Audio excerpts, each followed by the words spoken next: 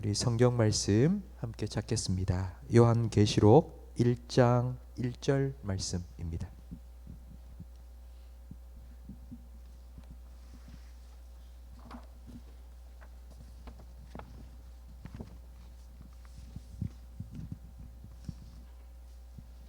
요한복음 1장 1절 우리 다 한 목소리로 함께 읽겠습니다. 예수 그리스도의 계시라. 이는 하나님이 그에게 주사 반드시 속히 일어날 일들을 그 종들에게 보이시려고 그의 천사를 그 종 요한에게 보내어 알게 하신 것이라. 아멘. 66권 가운데 우리는 4권의 복음서를 가지고 있어요. 마태, 마가, 누가, 요한. 이 4권을 복음서라 부르는 이유는 당연히 예수 그리스도에 대한 내용이 담겨있기 때문에 그렇겠죠. 그러니까 다른 어떤 성경, 로마서도 너무 아름답고 에베소서도 너무 귀하고 창세기도 귀하지만 이 마태복음, 마가복음, 누가복음, 요한복음 이 4복음서에 예수님에 대한 주옥 같은 말씀들과 예수님 자신에 대한 계시의 말씀들이 있죠. 그런데 성경 66권에는 4복음서 말고 제5의 복음서라는 별명을 가지고 있는 성경이 있어요. 그게 요한계시록입니다. 사실은 요한계시록을 제대로 공부하면은 이거는 제5의 복음서야 없어요. 왜냐하면은 4복음서가 있지만 4복음서는 초림, 처음 오신 예수님, 구원자, 완전한 사람이 되신 예수님, 하나님의 어린 양, 고난받는 종, 이 모습이 사복음서에는 언급되어 있지만 이 사복음서에는 예수 그리스도의 본연의 모습, 하나님으로서의 그 본연의 모습은 잘 언급되진 않아요. 다시 오실 것이다 라는 언급은 있지만 그 영광과 존귀와 그 하나님 본연의 그 삼일체 하나님의 예수 그리스도의 모습에 대해서는 사실 사복음서는 거의 언급하고 있지 않습니다. 그러나 66권, 창세부터 요한계시록까지 66권 전권 가운데 예수 그리스도의 본연의 모습을 온전히 소개하고 있는 성경은 요한계시록이에요. 그래서 요한계시록을 제대로 공부하면은 요한계시록을 우리는 제5의 복음서라고 부르게 되죠. 그래서 우리가 오늘 요한계시록의 아주 한 부분을 같이 살펴보려고 합니다. 요한계시록이 됐든 창세기가 됐든 로마서가 됐든 에베소서가 됐든 어떤 성경이 되었든지 간에 그 성경을 건강하게 바르게 올바르게 이해하기 위해 필요한 것은 뭐냐면은 그 성경이 처음 기록되었던 당시로 돌아가서 그 사람들에게 이것이 어떤 의미가 있는지를 먼저 살펴보는 것은 굉장히 중요합니다. 그러니까 로마서가 됐든 창세기가 됐든 요한계시록이 됐든 그 성경이 처음 기록되었던 그 당시로 돌아가서 그 본문이 그 사람들에게 먼저 어떤 의미가 있었는지를 살펴보고 그 다음에 나에게 가져오는 것이 가장 안전한, 절대 이단에 빠지지 않는, 근데 단 공부량이 좀 많아지긴 하지만 그것이 가장 안전한 방법 중에 하나예요. 그래서 저는 요한계시록에 들어가기 전에 먼저 요한계시록의 배경이 되는 역사적 배경을 제가 잠깐 설명드리도록 할게요. 원래 학교에서는 이것만 3시간 하거든요. 근데 그렇게 할 수 없으니까 제가 한 10분, 15분 동안 아주 짧게 요약해 드릴 테니까 한번 이해가 되나 보세요. 요한계시록이 어떤 상황 가운데 기록됐는지를 먼저 살펴보고 그 안에서 제가 요한계시록의 한 단어들, 구절들, 개념들을 한번 같이 살펴보도록 하겠습니다. AD 81년이에요. AD 81년에 로마의 11번째 황제가 즉위합니다. 로마는 왕이라고 부르지 않지요. 황제라고 불러요. 근데 AD 81년에 로마의 11번째 황제가 즉위하는데 그 사람 이름이 바로 도미티안입니다. 좀 낯서시죠? 이 도미티안은 황제가 AD 81년도에 로마의 황제가 되는데 문제는 뭐냐면은 이 당시 로마는 굉장히 어려웠어요. 경제적으로. 그래서 모든 대부분의 사람들이 황제에게 기대했던 것은 경제적인 부흥이에요. 잘 사는 것. 근데 너무너무 어려웠어요. 근데 이 도미티안이 처음 황제가 됐을 때에 아직 딱 틀어잡지 못했어요. 힘을 갖지 못했어요. 그렇기 때문에 많은 것들을 할 수가 없었습니다. 그래서 돈을 얻기 위해 어떤 원로원에게 누명을 씌워 죽이고 재산을 몰수하긴 했지만 그걸로는 부족했습니다. 그래서 이 도미티안이 81년도에 또 썼던 정책은 뭐냐면은 그리스 로마의 신들을 다시 데리고 와서 로마 제국 전체 가운데 주요 도시들의 주요 신전을 세워서 그 신들의 도움을 받는 것이었어요. 그런데 이 AD 81년도 도미티안이 황제가 됐을 때에 어떤 한 작은 그룹으로부터 방해를 받아요. 그래서 이 황제가 밀립니다.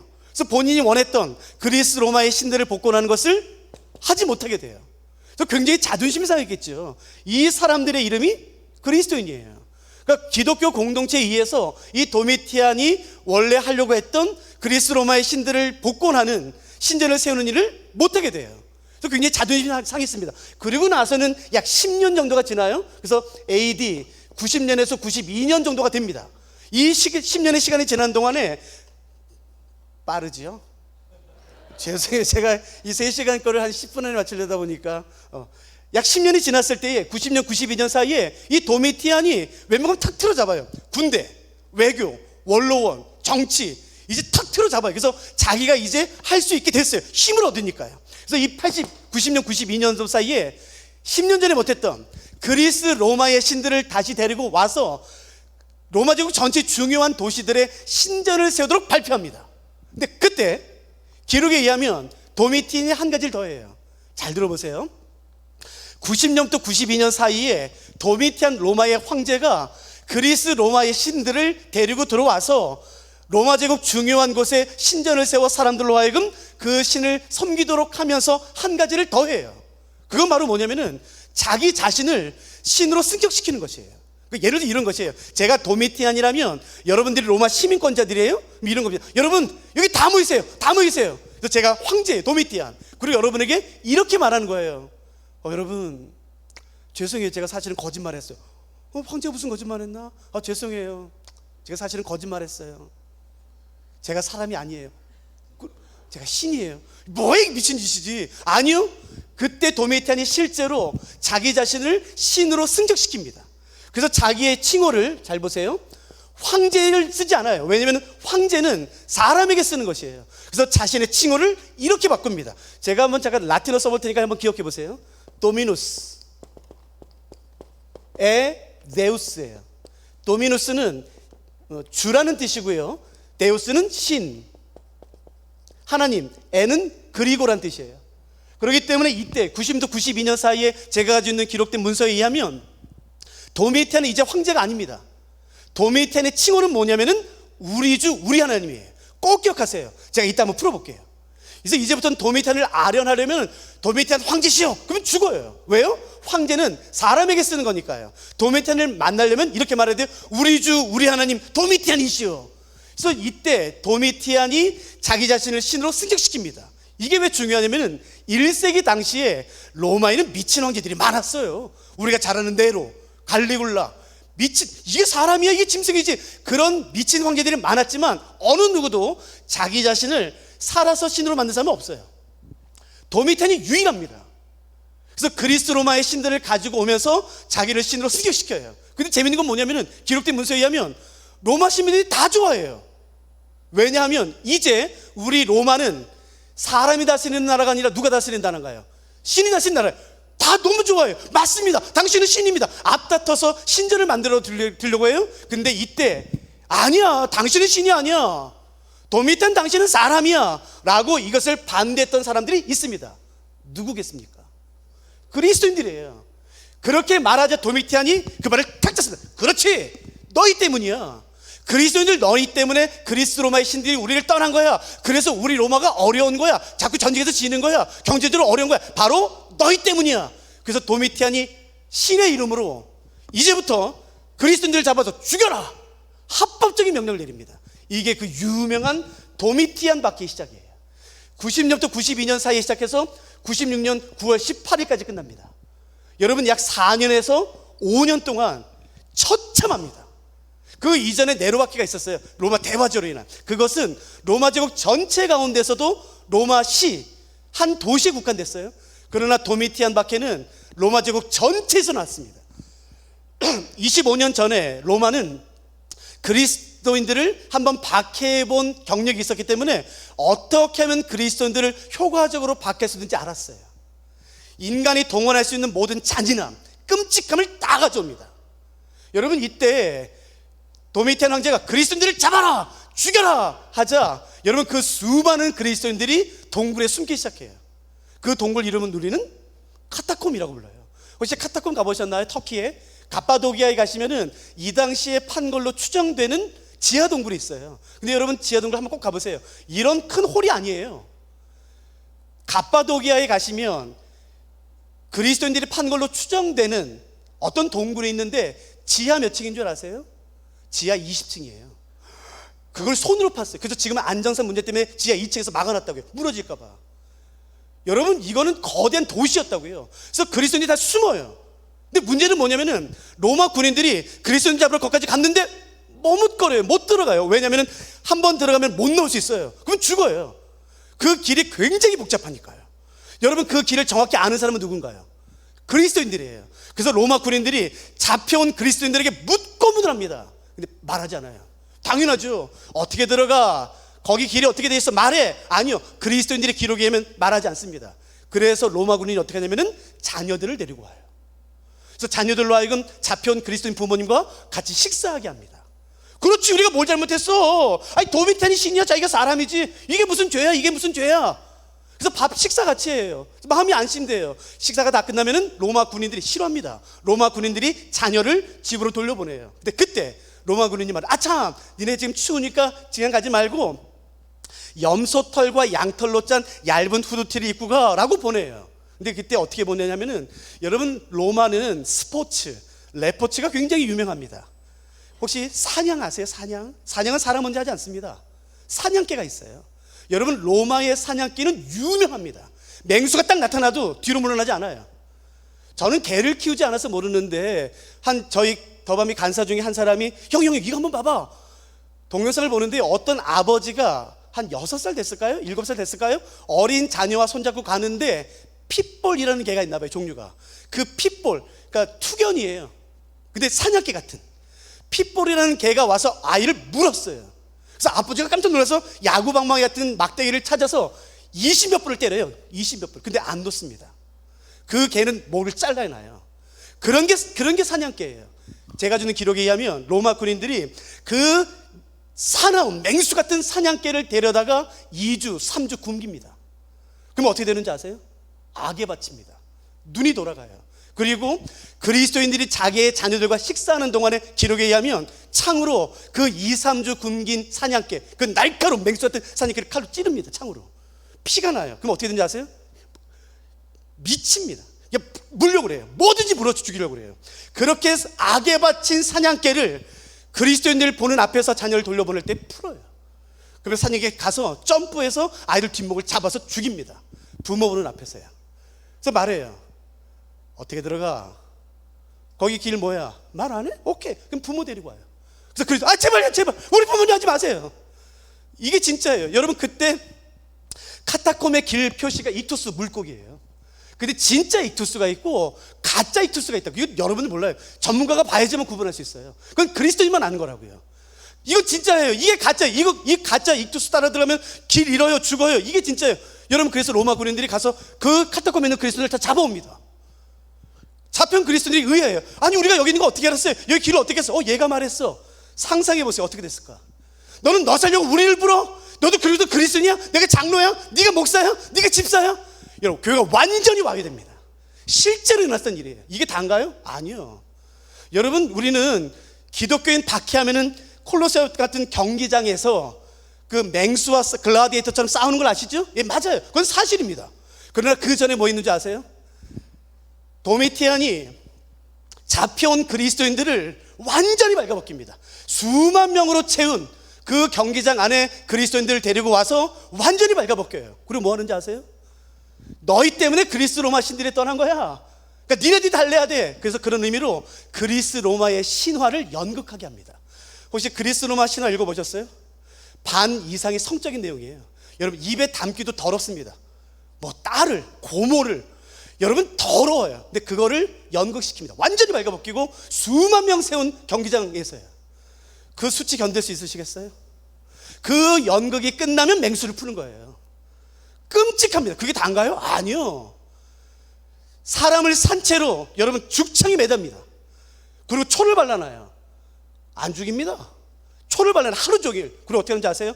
해가 뉘엿뉘엿 넘어가는 5시, 6시쯤에 로마군이 횃불 들고 옵니다. 그래서 불 질러요.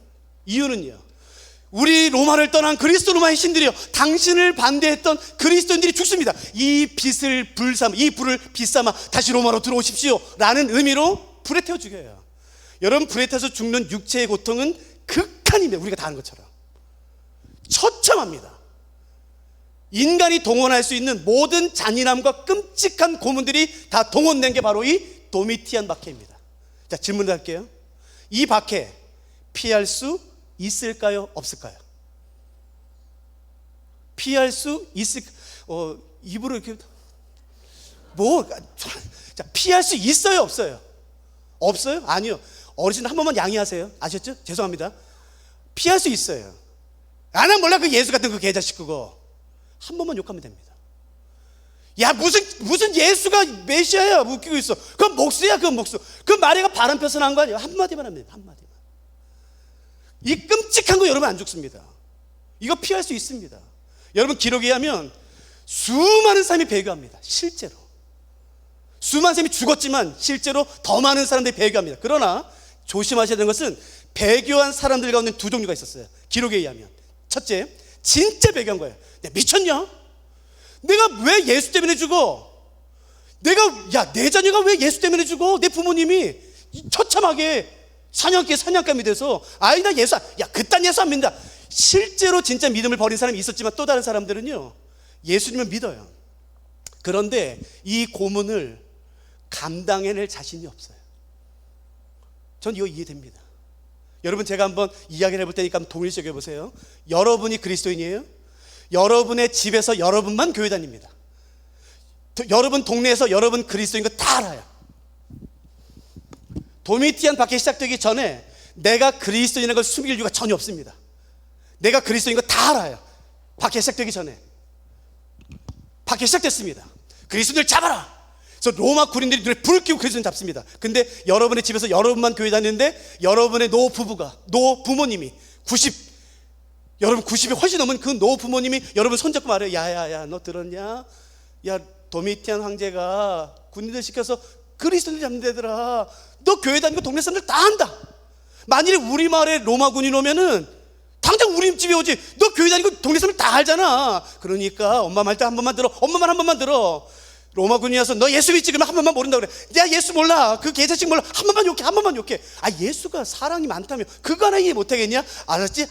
로마 군인이 오면은 그렇게 말해 라고 부모님이 말하고 있는데 그 말이 끝나기 전에 불이 턱 열렸어요. 그리고 로마 군인이 서 있습니다. 그리고 내가 교회 다닌 걸 아는 이웃이 옆에 서 있어요. 그 로마 군인이 알고 왔어요. 나를 지목합니다. 너 예수 믿지? 여러분 그때 어떻게 하시겠어요? 잘 들어보세요. 그때 머뭇거리면 잡힙니다. 이 당시 로마 군인들은 그리스도인들을 색출해내는데 귀신이에요. 머뭇거리면 잡혀요. 그때 바로 나 몰라 그 예수 그거.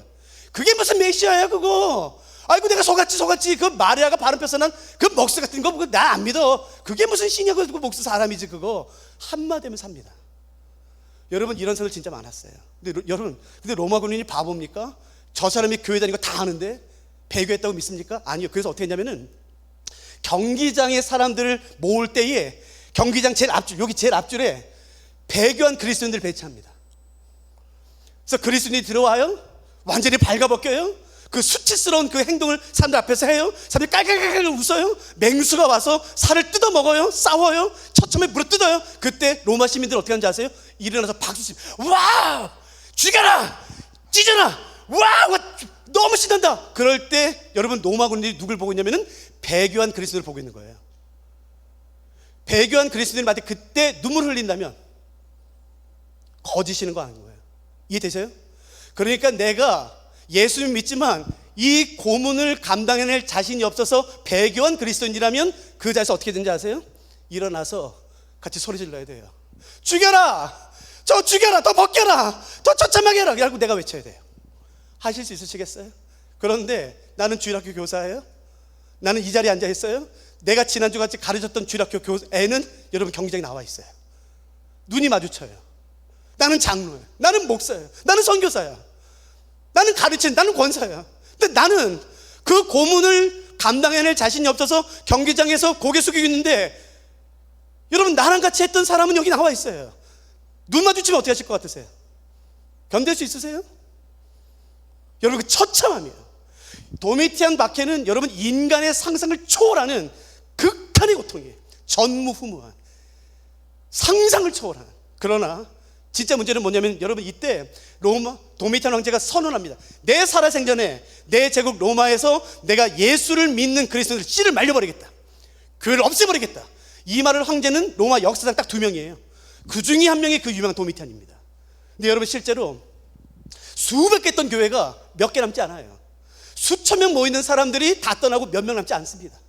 다 배교예요. 그리고 신실한 사람들은 다 죽어요. 근데 그때 교회의 전체 교회 지도자였던 예수님의 제자 사도 요한이 잡힙니다. 그리고 우리가 아는 반모라는 셈에 유배돼요.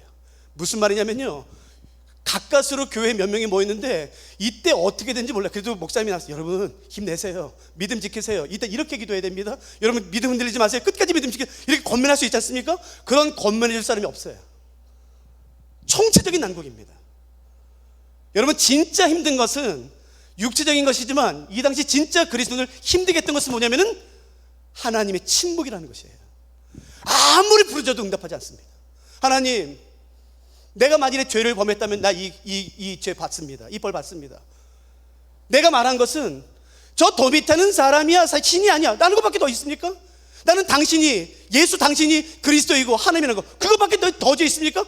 왜 나를 도와주지 않으십니까? 왜 우리를 보호하지 않으십니까? 왜 당신의 백성을 이렇게 내버려 두십니까? 당신은 살아있습니까? 라고 수많은 기도를 해도 여러분, 이때 하나님이 침묵하십니다. 그거 견딜 수 있으시겠어요? 총체적인 난국.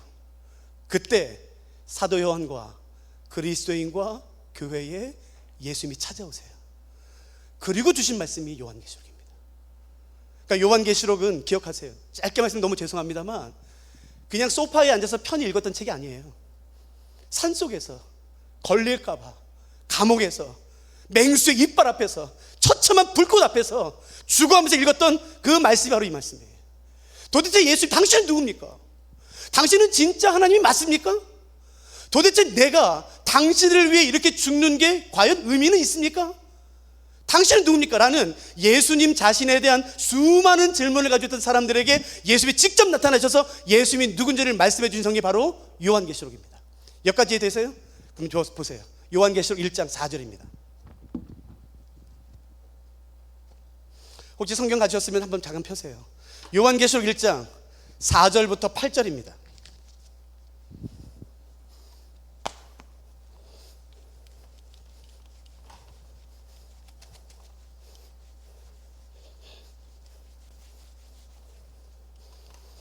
요한계시록 1장 4절부터 8절은 창세부터 요한계시록 가운데 연초가 되면 목사님들한테 기독교 매체에서요 인터뷰가 와요.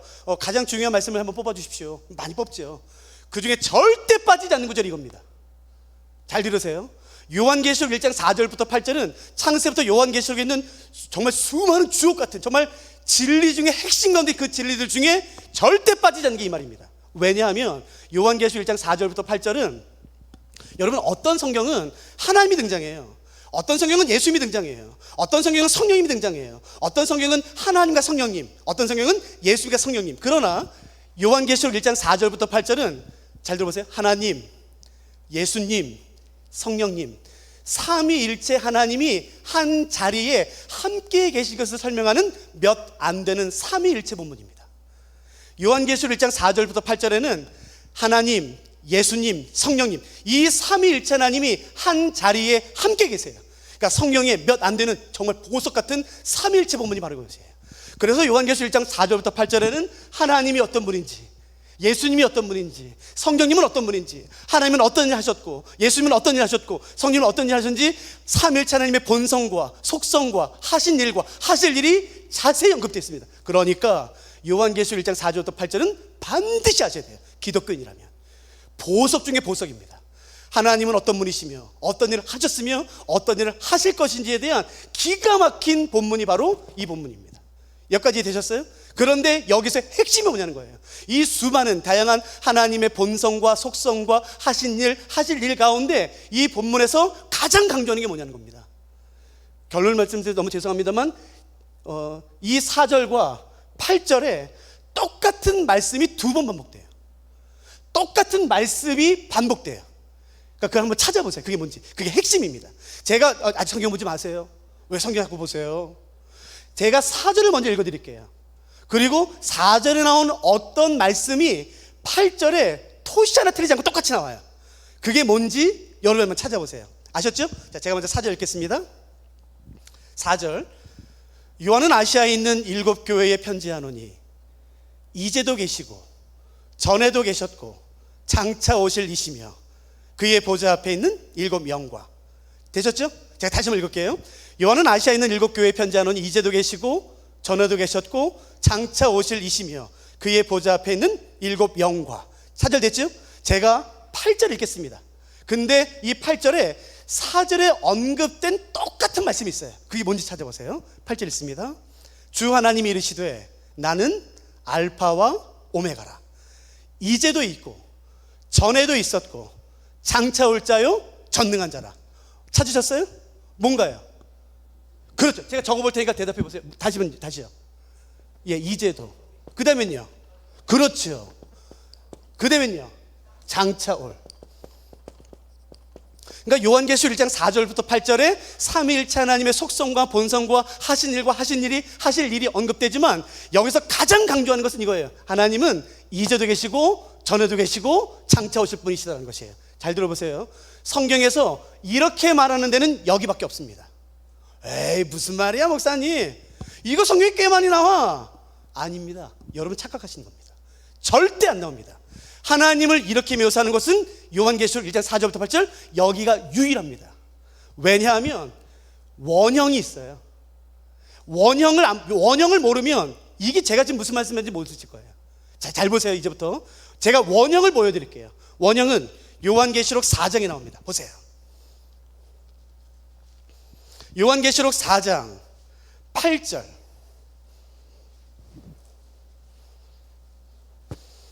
요한계시록 4장 8절 보시면 여러분 성경에 중간에 거룩하다 보이세요? 그 부분 보세요. 제가 읽어드릴게요. 거기에 원형이 나옵니다. 그러니까 그게 뭔지 보세요. 제가 읽겠습니다. 거룩하다 주 하나님 곧 전능하신 이여 전에도 계셨고 이제도 계시고 장차 오실 이. 한번 불러주시겠어요? 제가 밑에 적어볼게요. 뭐라고요? 그렇죠. 자 보세요. 전에도, 그 다음엔요 이제도, 그 다음엔요 장차 올 자. 그러니까 성경에는 하나님을 묘사할 때 이게 원칙입니다. 즉 시제 따라서 과거, 현재, 미래. 하나님은 어떤 분이시죠? 전에도 계셨고 이제도 계시고 장차 오실 분. 다시 보세요. 하나님은 전에도 계시고 지금 이제도 계시고 장차 오실 분. 창세부터 요한계시록까지 모든 성경 다 이렇게 말합니다. 그러나 요한계시록만 보이세요? 바뀌어 있습니다. 뭐랑 뭐가요? 과거와 현재가요. 그러면 제가 질문 드려보니까 한번 대답해 보세요. 그러면 요한계시록 1장 4절부터 8절에서 강조하는 하나님은 전에 계신 하나님이에요? 이제 계신 하나님이에요? 이제 계신 하나님이에요. 그러니까 이 본문이 뭘 말씀하는지 알겠어요? 지금 살아계신 하나님이세요. 요한계시록에서 강조하는 하나님은 전에 계신 하나님이 아닌 것이에요. 지금 살아계신 하나님입니다. 왜? 하나님이 고난받는 그의 백성에게 오셔서 제일 먼저 하신 말씀이 이걸까요? 내가 살아있어. 내가 살아있다. 내가 지금 살아있다. 왜 이 말씀을 하실까요? 여러분, 인간이 감당할 수 없는 고난 당해보셨어요? 그냥 조금 고난 말고요, 인간이 감당할 수 없는 고난이에요. 그때 하나님 안 보입니다. 여러분, 믿음이 어디 있습니까? 믿음이 어디 있습니까? 그 두려움, 내가 감당할 수 없는 공포와 끝간의 죽음에 대한 두려움, 그 고난의 압박, 그때 안 보여요. 그때 예수님이 오셔서 제일 먼저 하신 건 책망이, 너는 그거 하나 못 믿냐? 그거 아니에요. 예수 이렇게 말씀하세요. 내가 살아있다. 너희 하나님 예수 그리스도가 살아있다는 것이에요. 내가 지금 살아있다는 것이에요. 저는 오늘 사랑하는 대구 침산 제일교회 하나님이 이 말씀하기를 원하시다고 믿습니다. 내가 지금 살아있다는 것이에요. 여러분, 언제까지 우리가 과거 하나님을 섬기겠습니까? 그렇지, 옛날에 하나님이 그걸 하셨지. 옛날에 하나님이 은혜 베푸셨지. 근데 그 하나님이 지금 어디 있습니까? 성경이 말하는 것은 그 과거에 여리고성을 무너뜨렸던 바로 그 하나님이 지금 2023년 7월 지금 살아계신 것이에요.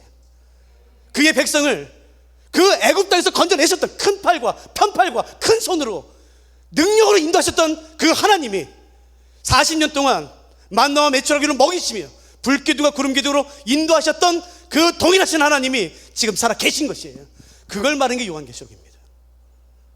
여러분 좀 보세요. 1장 8절, 다른 거 다 못 보지만 1장 8절만 한번 봐드릴게요. 주 하나님이 이르시되 나는 알파와 오메가라. 여러분 다시 한번 기억하셔야 돼요. 요한계시록은 도미티안 박해라는 인간이 감당할 수 없는 극한의 죽음의 공포와 두려움, 그 위협 가운데 서로 잡혔던 사람들에게 전달된 말씀이에요. 근데 예수님이 나타나셔서요, 그 고난 가운데 있는 그리스도인에게 딱 짜잔, 나는 알파 오메가. 이게 뭐예요? 그 뭐 하나님? 이게 이해가 돼? 위로가 되세요? 나는 알파 오메가야. 무슨 뜻이 뭐예요? 시작과 끝, 처음과 마지막. 이게 위로가 되세요? 근데 왜 예수님이 이렇게 말씀하실까요? 나는 알파 오메가야. 나는 시작과 끝이야. 왜 고난 받는 그리스도인에게 이렇게 말씀하실까요? 여러분, 고난이 왜 힘든 줄 아세요? 끝을 모르기 때문입니다. 지금 내가 질병 가운데 있어요. 죽을 만큼 힘들어요. 암이든 뭐든. 견딜 수 없는 공포의 두려움. 근데 여러분, 이거 앞으로 한 달 뒤에 확실히 끝납니다. 한 달 뒤에 정확히 끝나요. 회복돼요. 그걸 안다면 한 달 견딜 수 있으세요, 없으세요? 있어요, 여러분. 이 재정의 압박과 관계의 깨어짐과 그 비아냥거림과 조롱과 모욕을 이거 앞으로 이틀 뒤면 완전히 다 끝납니다. 완전히 회복돼요. 알아요. 견딜 수 있어요, 없어요? 있어요, 여러분. 그런데 고난이 왜 힘드냐면요, 그 끝을 모르기 때문이에요. 근데 예수님이 이렇게 말씀하시는 거예요. 네 고난의 시작도 나였듯 네 고난의 끝 나한테 있다는 것이에요. 자, 질문 드리니까 다시 잘 생각하세요. 그러면 도미티안 박해 가운데 있었던 그리스도인들은 생각하기를 지금 내가 당하는 이 고난을 끝내줄 힘은, 능력은, 권세는 마치 누구에게 있었던 것처럼 보일까요? 누구한테만 잘 보이면 이 고난 끝낼 수 있다고 생각했을까요? 로마 군인이죠. 네로죠. 여러분, 그런 사람들에게 예수님 말씀하시는 거예요. 아니야. 도미티안이 알파 오메가가 아니야. 로마 군인이 아니야. 내가 알파와 오메가야. 내가 시작과 끝이다. 너의 모든 고난의 끝은 나에게 있다는 것이에요.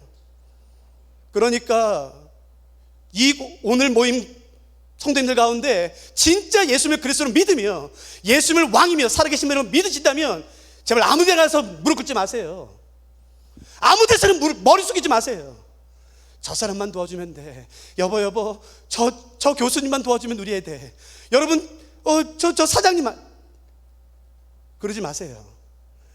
사장에게, 교수에게 내 오메가 끝이 있지 않습니다. 우리 주 예수 그리스도에게 나의 모든 끝이 있습니다. 절대 무릎 꿇지 마세요. 절대 도울림이 없는, 여러분, 사람이 얼마나 순식간에 바뀌는지 얼마나 당해봤습니까? 우리가 철저같이 약속해도 자기가 두렵거나 불안하거나 불리하면 마음 바꾸는 게 인간이에요. 내 시작과 끝 교수에게 있지 않아요. 저 사장에게 있지, 저 사람에게 있지 않아요. 지금 살아계신 예수 그리스도에 있는 것이에요. 그러니까 그분에게만 내 무릎 꿇는 것입니다. 주님, 당신이 나의 알파와 오메가입니다. 저 사장이, 저 교수가 철석같이 자기 이름 걸고 맹세한다 할지라도 하나님이 트시면 이거 안 됩니다. 그러나 하나님, 저 사람이 아무리 방해하고 겉모술수를 쓰고 뇌물을 주고 무슨 짓을 다 해도 내 주 예수 그리스도가 그 길을 여시면 열립니다 라는 믿음을 갖는 것이에요. 여러분, 그게 그리스도인 아닙니까? 이게 그리스도인이죠. 맨날 질질 짜는 게 그리스도인입니까? 두루밀 내서 침류가돼 빠지는 게 그게 그리스도인이 아닌 것이에요. 믿음을 다시 일으키세요. 내 주 예수 그리스도가 어떤 분인지 정확히 아는 것이에요. 그분이 살아계십니다. 그분이 알파와 오메가 되시는 것이에요. 하나 더요. 8절 보세요. 주 하나님이 이르시되 나는 알파와 오메가라. 이제도 있고 전에도 있었고 장차 올 자요. 여러분, 그 다음 단어가 굉장히 흥미롭습니다. 전능한 자예요. 제가 잠깐만 써볼게요. 전능한 자로 번역된 헬라어는 한글로요, 판토크라토르입니다. 처음 들으시죠? 판토크라토르라는 단어예요. 이 단어가 전능한 자로 번역됐어요. 판토크라토르. 잘 들어보세요. 마태복음부터 요한계시록까지 신약 성경 27권 가운데 판토크라토라는 단어는 딱 10번 쓰였습니다. 굉장히 적죠? 근데 우리는 이 단어가 성경에 많이 나올 거라 생각해요. 아닙니다. CCM 가사, 찬송가 가사에 많이 나옵니다. 전능하신 나의 주. 그래서 우리는 이 단어가 성경에 많이 나올 것 같지만 아닙니다. 신약 성경 27권, 마태복음부터 요한계시록까지 판토크라토르, 전능한 자는 딱 10번 나옵니다. 잘 들으셔야 됩니다. 이제부터. 그 중에 한 번은 고린도후서 6장 14절이에요. 그 10번 가운데 한 번은 고린도후서 6장 14절. 나머지 9번은 한 성경에 다 나옵니다. 즉, 이 판토크라토르는 27권 가운데 25권에는 하나도 안 나와요. 딱 2권에만 나옵니다. 딱 2권. 한 권은 고린도후서. 나머지 한 권에 9번이 다 나와요. 그 성경이 뭐겠습니까? 요한계시록입니다. 그러므로 요한계시록에서 강조하는 예수님은 어떤 분이세요? 전능하신 분이십니다. 전능의 뜻을 아세요? 전능의 뜻을 아세요? 능력이 많은 거죠? 할 수 있는 게 많은 거죠? 아닙니다. 그건 전능의 뜻 아닙니다. 그건요, 유능입니다. 잘 들으세요. 우리 하나님은 유능하지 않아요. 나 유능한 줄 알았어. 착각한 겁니다. 우리 하나님은 유능하지 않아요. 우리 하나님은 전능하십니다. 유능과 전능은 하늘과 땅 차이입니다. 여러분, 오늘 대구 침산제일교회도 유능한 분 많지요. 학벌 좋고 돈 좀 넉넉하고, 여러분 권력 있고 인맥 있는 사람 우리 집에 왜 없습니까? 우리도 유능할 수 있어요. 하나님은 유능하지 않아요. 하나님은 전능하십니다. 전능의 뜻이 뭔지 아세요? 불가능이 없다는 겁니다. 완벽한 죽음에서 생명을 가지고 오는 게 전능인 것이에요. 완벽한 절망, 완벽한 어둠에서 완벽한 빛을 가져오고, 완벽한 절망에서 소망을 가져오는 게 전능이에요. 하나님은 유능하지 않아요. 우리 하나님은 전능하세요. 그러니까 그 말을 믿으면 절대 이런 말씀 마세요. 아무리 하나님이어도 저 사람은 못 고친다, 저 사람은 몇 배나 시킨다, 그딴 말이 어디 있습니까? 우리 하나님은 전능하세요. 완벽한 죽음, 모든 소망이 완전히 끝난 그 순간에 하나님의 새로운 걸 일으킬 수 있으며 시작할 수 있는, 여러분, 저는 2주는 제주, 2주는 서울에 왔다 갔다 해요. 저희 서울, 제주에도 사역이 있어서요. 2주 전에 제주 아름다운 교회라는 곳에서 제가 세미나 했거든요. 창세기 세미나. 근데 저희 간사들이 서귀포에서 넘어왔어요. 그날 실제로 안개 때문에 1m도 안 보였어요. 1m 차가. 여러분, 제주도는 어느 구간은요, 안개가 탁 끼면 50cm, 1m도 안 보여요. 거짓말 아닙니다. 한 치 앞도 안 보여요. 여러분, 그때 속도 60 내면 다 서운합니다. 어디서 꺾어지지 몰라서요. 하나도 안 보입니다. 하나도. 내 눈에 안 보이면 길 없는 거죠? 내 눈에 길 안 보이면 길 없는 거죠? 아니지 않습니까? 단지 내 눈에 길이 안 보일 뿐이지 않습니까? 그런데 왜 길 없다 말하십니까? 길 안 보여. 내 눈에 안 보일 뿐인 것이에요, 여러분. 내 눈에. 그러나 그 길은 있다고요. 하나님이 놀라운 은혜로 그 안개가 한 마리 걷어지면 길이 한 수간이 걷어나는 것이에요. 그걸 하시는 분이 우리 주 예수 그리스도예요. 어느 사장이 아니라, 어떤 사람이 아니라, 어떤 교수가 아니라, 어떤 국회의원이 아니라 우리 주 예수 그리스도입니다. 그러니까 사람 찾아다니지 마세요. 고난 가운데 계세요? 힘드세요? 교회 나오세요. 새벽마다 부르짖 주세요.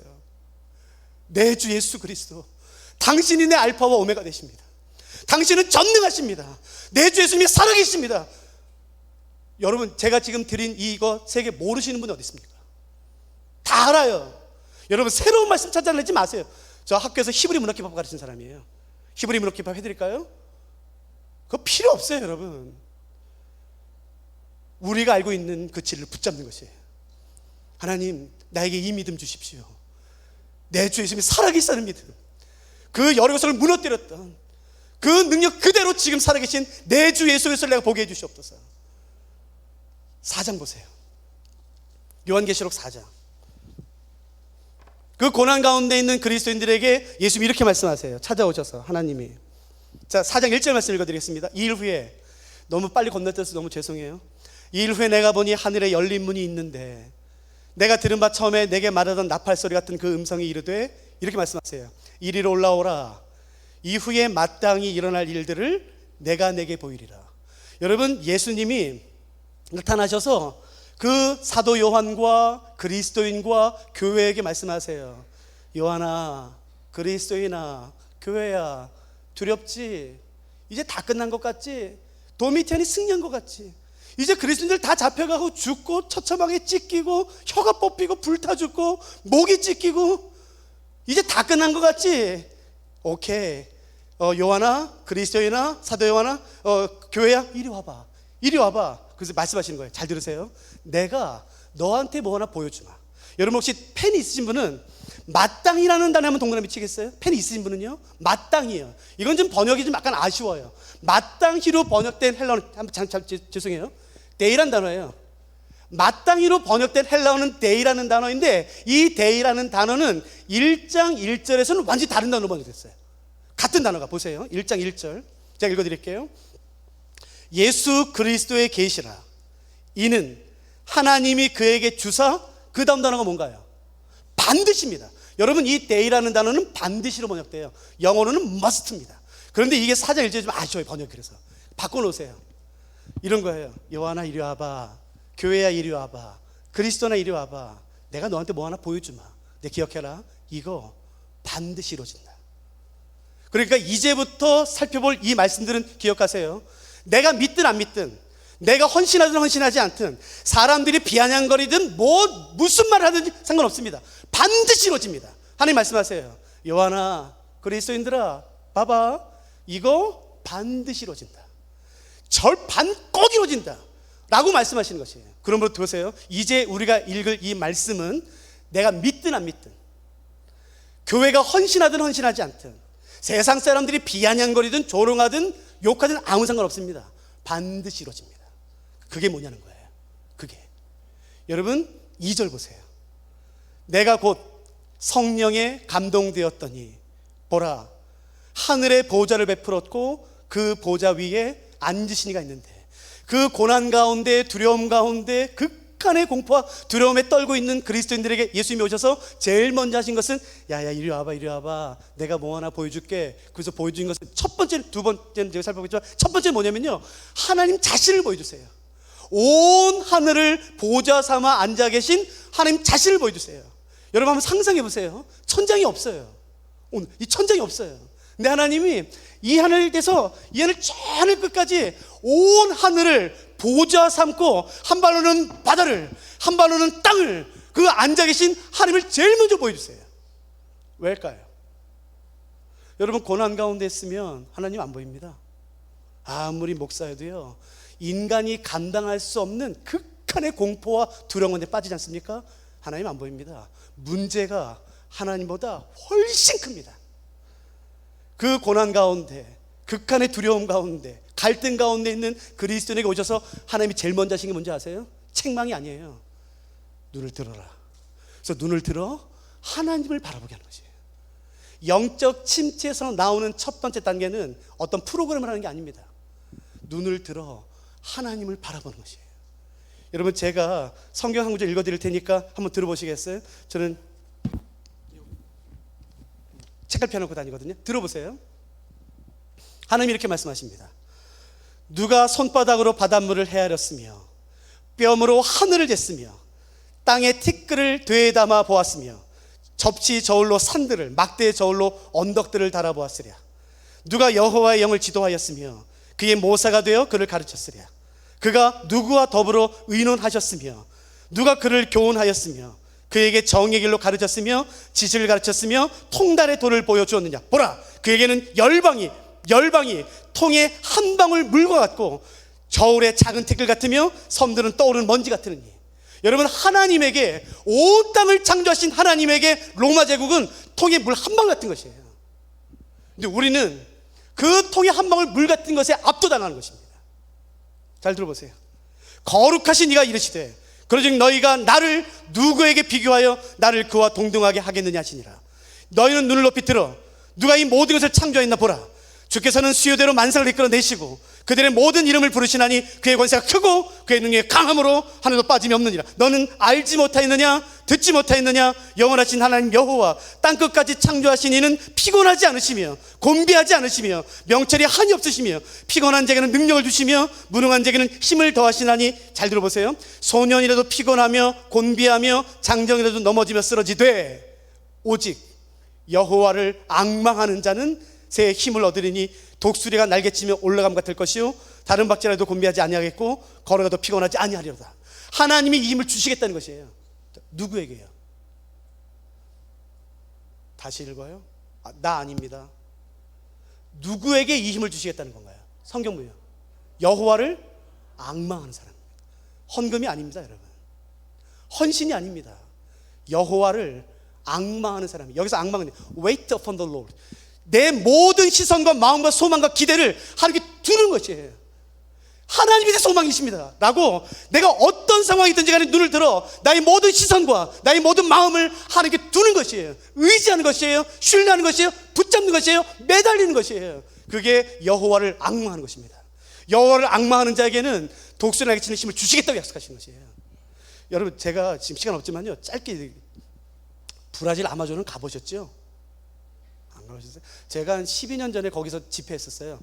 그 2세들 대상으로 구약 특강 해달라고 제가 일주일 갔거든요. 근데 여러분, 아마존은 오해가 있잖아요.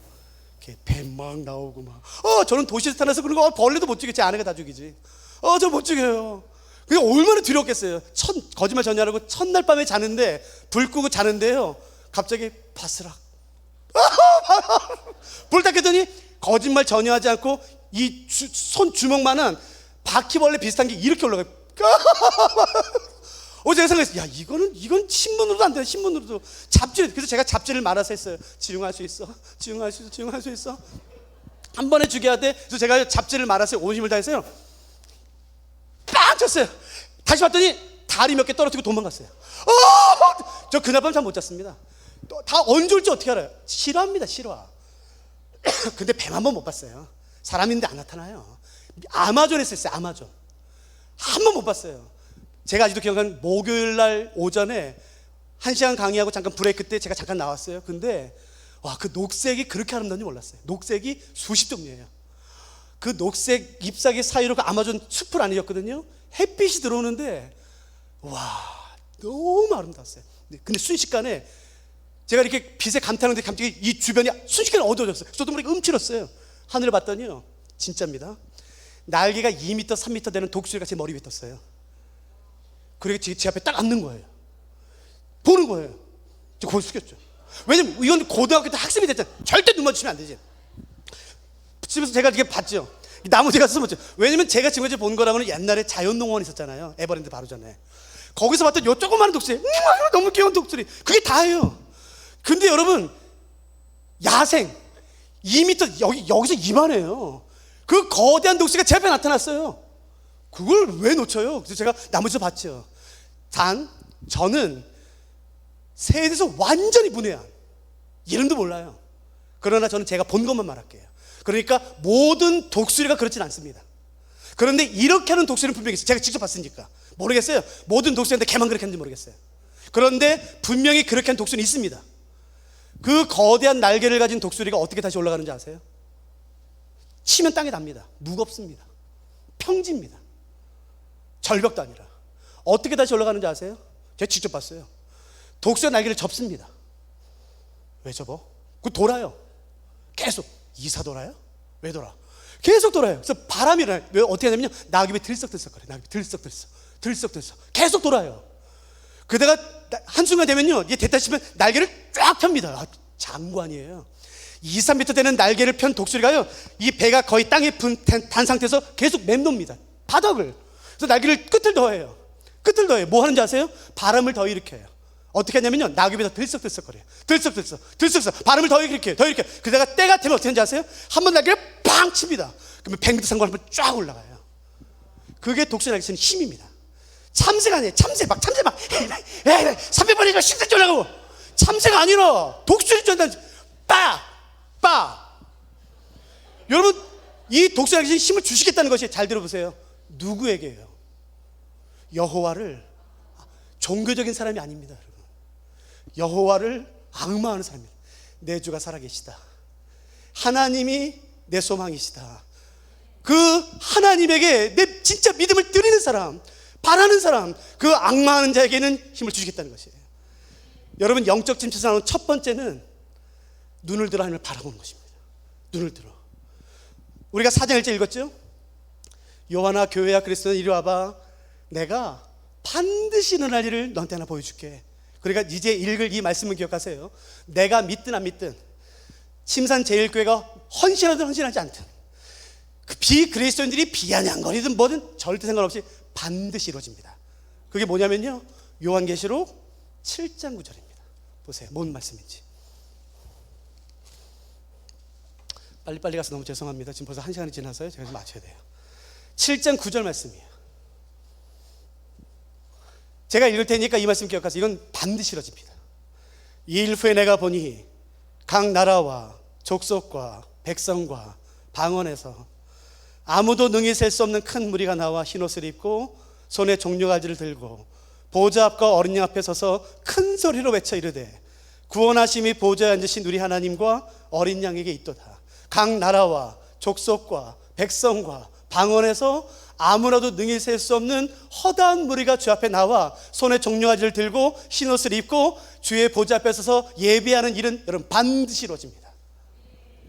북한에서, 일본에서, 태국에서, 캄보디아, 나이지리아, 아프가니스탄, 이란, 이라크, 각 나라와 족속과 백성과 방언에서 여러분 반드시 일어날 겁니다. 아니야 목사님 지금 끝났어.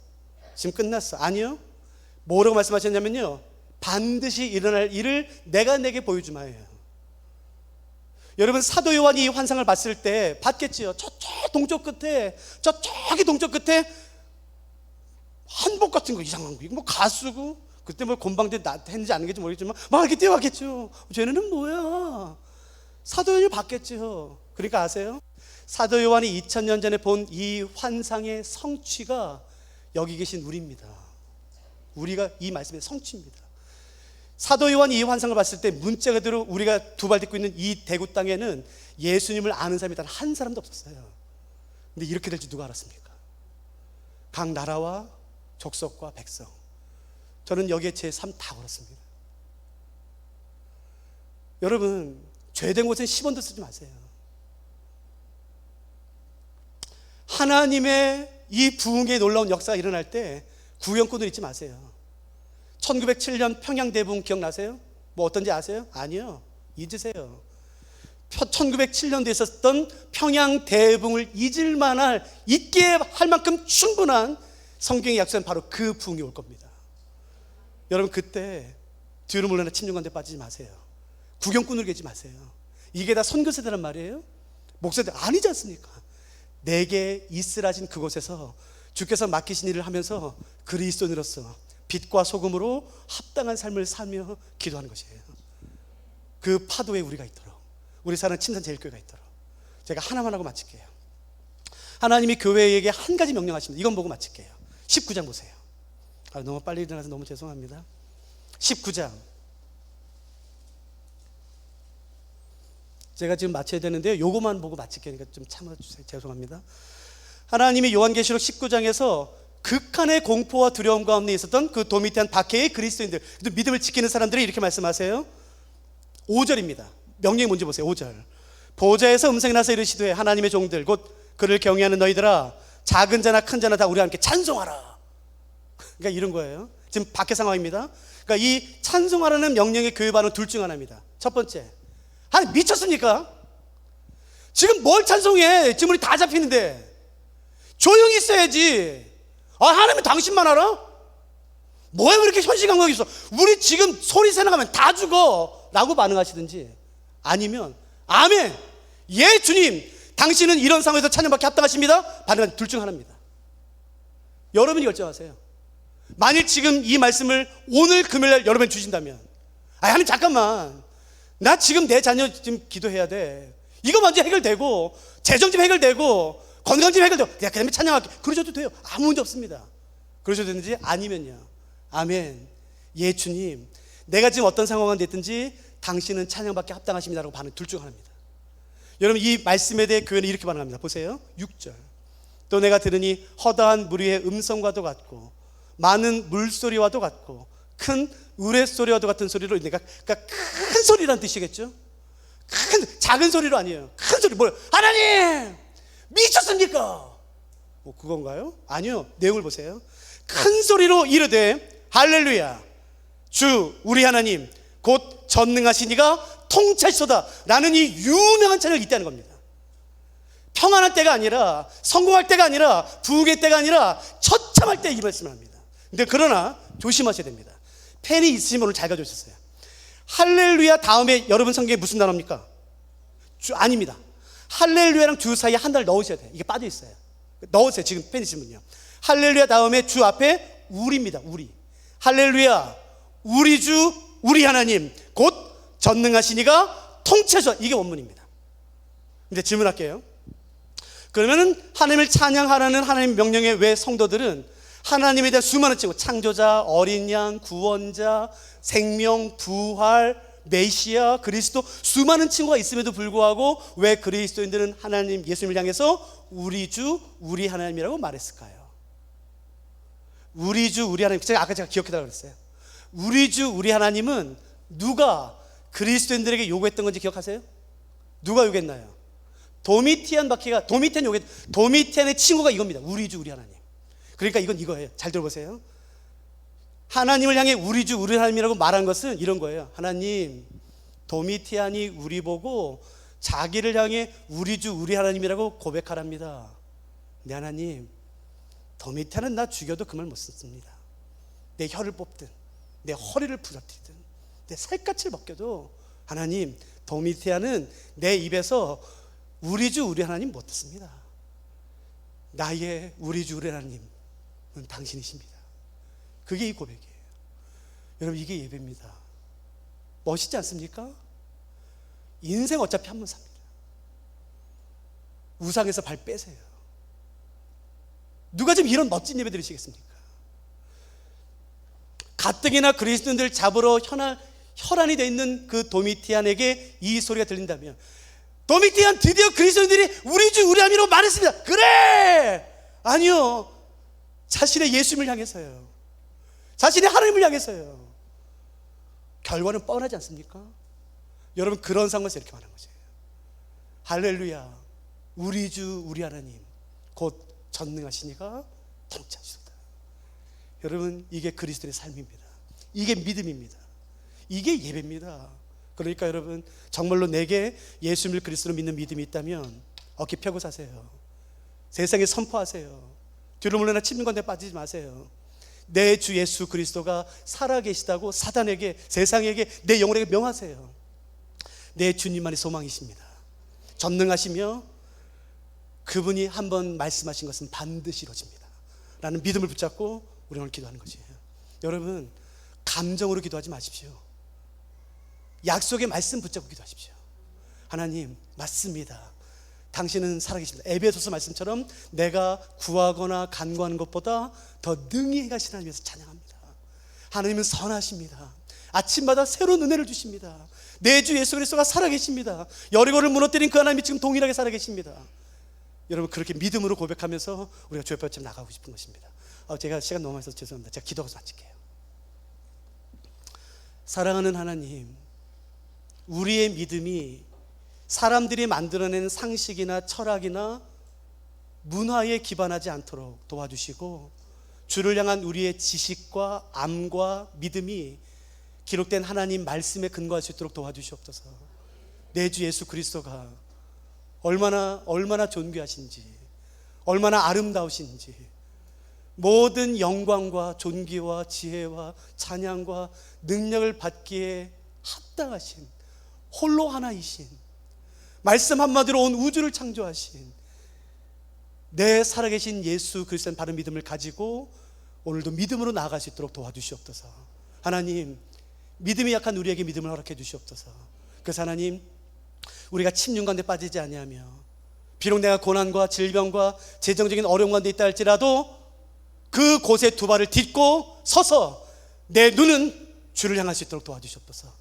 내 마음의 소망은 오직 주님에게만 둘 수 있도록 도와주셔서, 내가 비록 문제 가운데 있다 할지라도 문제에 파묻히지 아니하며 하나님을 향한 믿음으로 그 환난에서, 고난에서, 어려움에서 나올 수 있도록, 능히 승리할 수 있도록 도와주시옵소서. 감사합니다. 사랑하는 예수 그리스도의 귀하신 이름으로 함께 기도드렸습니다. 아멘.